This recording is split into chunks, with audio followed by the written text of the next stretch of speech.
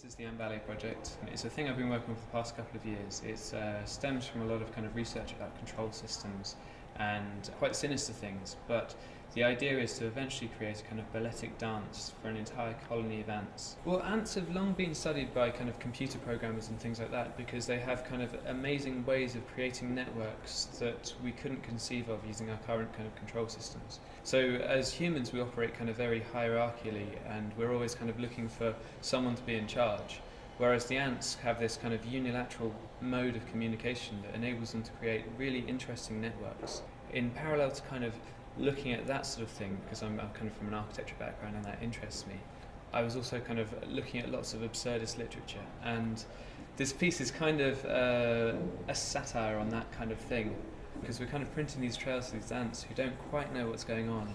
Within the exhibition itself, the ants that I work with are the third most invasive species in the world, so there's no way we can bring them to the UK. They form tremendously huge kind of super colonies. The largest one that we know of is 6,000 kilometres long and stretches kind of right the way from the northwest tip of Spain, the whole way around Spain, Portugal, throughout France, and then to kind of midway through Italy.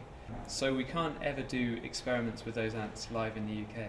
But we have the next best thing, which is kind of virtual ants. So in order to work out exactly what the machines that I create do, I've built a load of software that simulates exactly how ants move and how they would react to artificial pheromones. So the thing that we have in the middle is a simulation of that. So you have about 100 little ants virtually running around, all sniffing out for pheromone. And there's a robot arm that is laden with kind of super strength pheromone, the same as my robot arm in reality, that lays these trails that causes the ants to kind of disperse and have to regroup. Most of this documentation actually is the first time it's ever been seen. I guess it's the theory behind the project, exactly kind of where it came from and what it's interested in looking at, what its kind of scope and remit is. I went out to Barcelona kind of with this enormous great big load of machinery and these experimental chemicals and sucked up 15,000 ants and then did lots of testing with them. And then the fourth screen is the film that I made whilst I was in Barcelona of that kind of testing phase. And that's the bit that kind of proves that you can make ants follow trails under very specific conditions.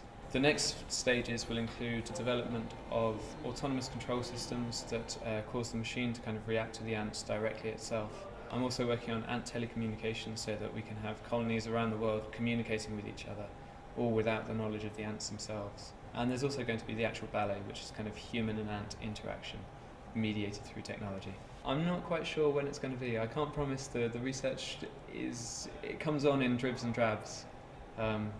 So it might be soon, it might not be.